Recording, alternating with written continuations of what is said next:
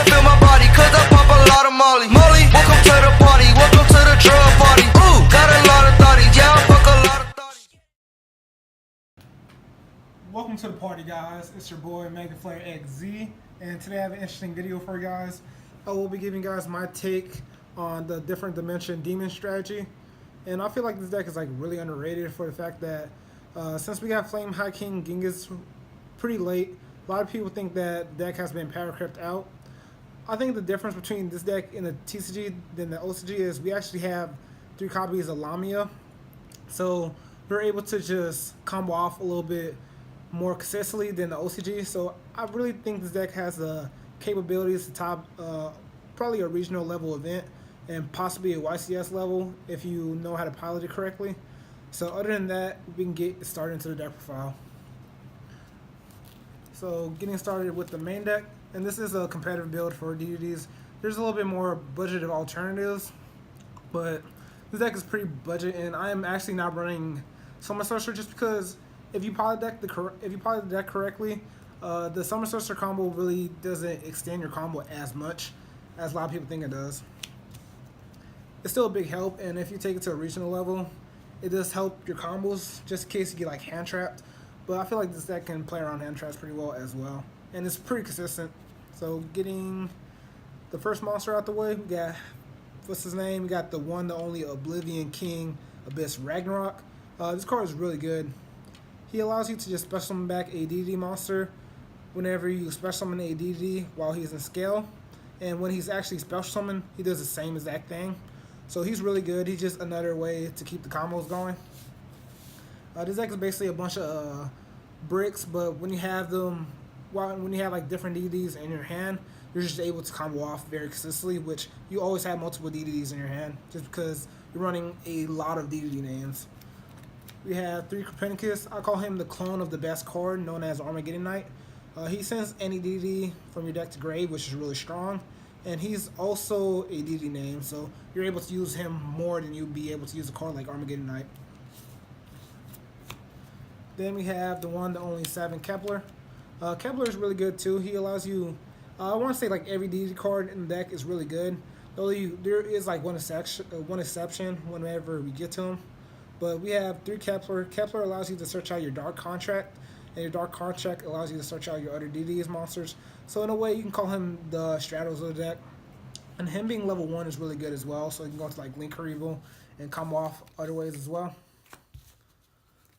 Then we have 2 Savage Thomas. This was a card I mentioned. It's probably the most optional card in DDDs. But at the same time, it's just another DDD name which you want, and he allows you to actually extend when you have like a decent to mediocre hand. If you have a bad hand, he does absolutely nothing. But you can have a mediocre hand and still do stuff with Savage Thomas. So really good. Then this is a card that is really questionable as a 3 of, but I like it. It's like an OCG trend. 3 Typhons. Typhon act as another Necro Slime, so he's essentially a miracle fusion by using himself and another fusion monster in grave, or another DD monster in grave, but he only works for level 8 fusions, so he is a little bit worse than Necro Slime, but he's still really good to have as an additional name and the extender. Then getting on to the other slimes, we have 3 Blue Slimes. Blue Slime is essentially your polymerization for the deck by using himself and another DDD in your hand. But what makes him really unique is a lot of the time he extends your combos. Outside of Lamia, he's probably your second strongest extender for the fact that you can banish him from graveyard and then special summon a DDD straight from your hand. So he just allows you to continue on with your combos if you get hand trapped, and he just does so much for your deck as well. Like there's a lot of interactions with him. Then we have 3 copies of the Necro Slime. He's essentially the other version of Vice Typhon, but he's a little bit better for the fact that he gives you the option to go into level 6 fusion. So he's really good. He enables, like all DDD monsters, he enables your combos, and he is essentially a brick because you can't really do much with him in your hand, but you have so many ways to get him to graveyard. Then probably the best DDD monster in a deck. This card got hit in the OCG for a reason. It is known as DDD Lamia. This card is essentially global, but what makes it stronger than global is the fact that you can actually just special summon it from your hand. So it gives you the option to special summon from your hand or graveyard by discarding, but it is banished afterward. But you have so many ways to abuse it for the fact that your Flame King guards usually recur back from your graveyard alongside Alexander. So there's so many interactions you can do, so many combos you can do. So it's a really strong card. Then we have the DDD Ghost. This card is the OCG trend. I don't see a lot of DDD players run it. But what it allows you to do is, in case your Lamia gets banished, such as cards like Call by the Grave and DDD Crow, Ghost acts as that other tuner you need in the deck. Also, when it's banished, it allows you to put a DD monsters that's banished back into the graveyard. So it allows you to recur. It allows you to get that extra push that the deck needs. I like it. I think it's a really good tech card that DD players should be running. Then hand traps. This is the boring part of the deck. Unfortunately, you just want to have a chance going second for how crazy like combo decks are nowadays. So we run the 3 Ash Blossoms and 2 Drone Lockbirds. I feel like these are the most hand traps you can honestly run before your deck start losing its consistency. So I feel like that was just standard ratio. If you want to be budget, you can run Effect Veiler and then like Ghost Ogre. Or you can run like Effect Veiler and DD Crow. It's all player preference. I just want the most convenient hand traps to be able to play around like the meta. Then getting on to spells, we have 3 Pot of Desires just because you have to see cards. The theory on Pot of Desires and DDDs is if I have a bad hand, because DDDs probably out of 10 times, you're probably going to break 1 to 2. If you have a bad hand, this is the only card that has a chance to unbreak your hand out of your bad hand. So it's really good. It's still nice to have. I like it. So you just want the draw power to just add more consistency to your deck. And it's a draw too. And you run so many 3-ofs that it doesn't really matter. Then 3 Allure Darkness, because your entire deck is basically dark. We are running extra DD names as a 3rd Typhon and a DD Ghost, as well as the 7 Thomas, that what you lure away really doesn't hurt you. And you do have ways to put your banished cards back into your grave, because I am running Omega, which a lot of DD players have cut. But I feel like it's just that extra card that just gives you that recurgence.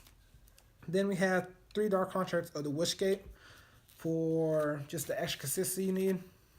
And then the Swamp King. Swamp King is your Miracle Fusion and your Polymerization all in one card, so he's really strong as well. And the last card is a 1-for-1, but unfortunately my 1-for-1 is in my Spiral deck, which I left my Spiral deck in my car, so it'll be inconvenient to go get it. But don't forget the 40th card is a 1-for-1, which if you don't know what 1-for-1 is, you discard a monster and special summon a level 1 monster straight from your deck, which just allows you to essentially just extend your combo or break your hand. So it just does a lot for the deck. Then getting out to the fusions, which I'll go through quickly.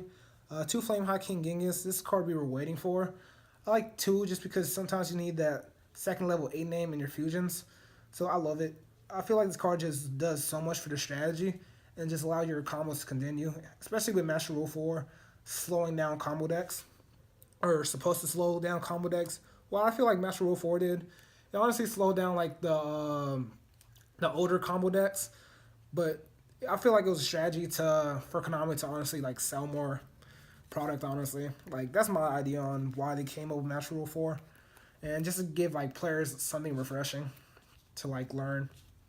Then two regular Flame King Ghengis. He's really good as well. He does the same thing to special summon a DD from your graveyard, but he's not as good just for the fact that Flame High King Ghengis can actually like negate a problematic spell and trap on your turn that your opponent activates. So it's not as good, but it still enables your combos, and I still think it's a 2-of. Oracle King the Arc, you special summon this on a rainy day. Sometimes you just need to be able to push more damage on board, and you just need extra fusions. That's it for the fusions. Getting on to the synchros, we got 1 Crystal Wing Synchro Dragon. You pretty much make this like on all your combos. I was running the Allies package, but I feel like the Allies package pretty much did the same thing. There was just no point of me running an additional Crystal Wing in my deck.